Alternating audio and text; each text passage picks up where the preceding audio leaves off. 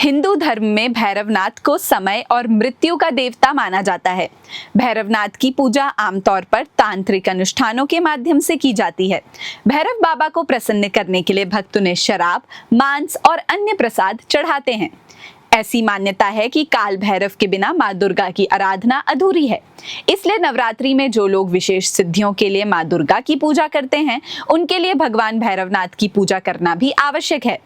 भैरव बाबा की पूजा आमतौर पर देवी के मंदिरों में की जाती है और माता रानी के हर मंदिर में भैरवनाथ विराजमान होते हैं। आइए आज की वीडियो में हम इसके पीछे की पौराणिक कहानी पर नजर डालते हैं। मान्यता है कि जब माता सती के 51 भागों से 51 शक्तिपीठों की स्थापना हुई, तो भगवान शिव ने इन शक्तिपीठों की रक्षा के लिए अपने अंश से 51 भैरवों को प्रकट किया। ये भैरव माँ के पुत्र के रूप में शक्तिपीठों की रक्षा करते हैं। वहीं भैरव बाबा को तंत्र विद्या का देवता माना जाता है। शक्तिपीठ भी तंत्र साधना के लिए महत्वपूर्ण स्थान है, इसलिए भैरव बाबा का शक्तिपीठों के पास होना तांत्रिक दृष्टि से भी महत्वपूर्ण है। भैरव भगवान शिव का ही एक रूप है, इसलिए जहां शक्तिपीठ में देवी की पूजा होती है, वहीं भैरव बाबा भी विराजमान होते हैं, जो शिव और शक्ति के मिलन का प्रतीक हैं। वही भैरवनाथ से जुड़ी एक और पौराणिक कहानी का उल्लेख धर्म ग्रंथों में मिलता है, जिसमें माँ वैष्णो देवी और भैरवनाथ के बारे में बताया गया है। कटरा के निकट हंसाली गांव में मां वैष्णवी के परम भक्त श्रीधर रहते थे। संतान न होने से दुखी श्रीधर ने एक दिन नवरात्रि पूजन के लिए कुंवारी कन्याओं को बुलाया और इस दौरान मां वैष्णो भी कन्यावेश में उन्हीं के बीच आकर बैठ गईं। सभी के जाने के बाद कन्या के रूप में मां वैष्णो ने श्रीधर को पूरे गांव में भंडारे का निमंत्रण देने को कहा। दिव्य कन्या की आज्ञा से श्रीधर ने गांव में भंडारा किया। उसने गोरखनाथ और उनके शिष्य भैरवनाथ के साथ अन्य शिष्यों को भी भोज का आमंत्रण दिया। कन्या के रूप में मां वैष्णो ने एक विचित्र पात्र से सभी को भोजन परोसा। जब माता वैष्णव भैरवनाथ के पास पहुंची, तो भैरव ने उन्हें खीर पूड़ी के स्थान पर मांस मदिरा मांगा। माता ने उसे समझाया, पर भैरवनाथ नहीं माना। तब माता वहां से त्रिकूट पर्वत की ओर चली गई। भैरवनाथ भी उनका पीछा करने लगा।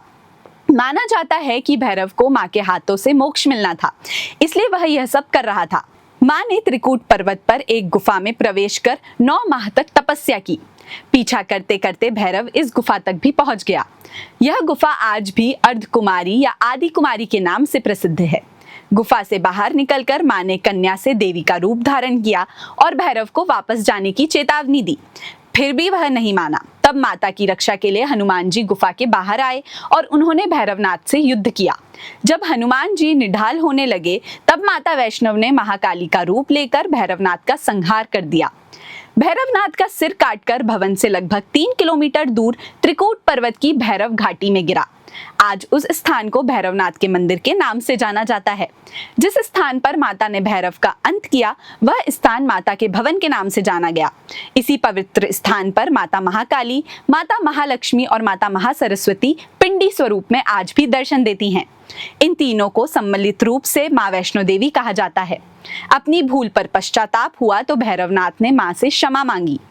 माता वैष्णो देवी जानती थी कि उन पर हमला करने के पीछे भैरवनाथ की प्रमुख मंशा मोक्ष प्राप्त करना है, इसलिए उन्होंने उसे वरदान देते हुए कहा कि मेरे दर्शन तब तक पूरे नहीं होंगे जब तक कोई भक्त तुम्हारे दर्शन नहीं कर लेता।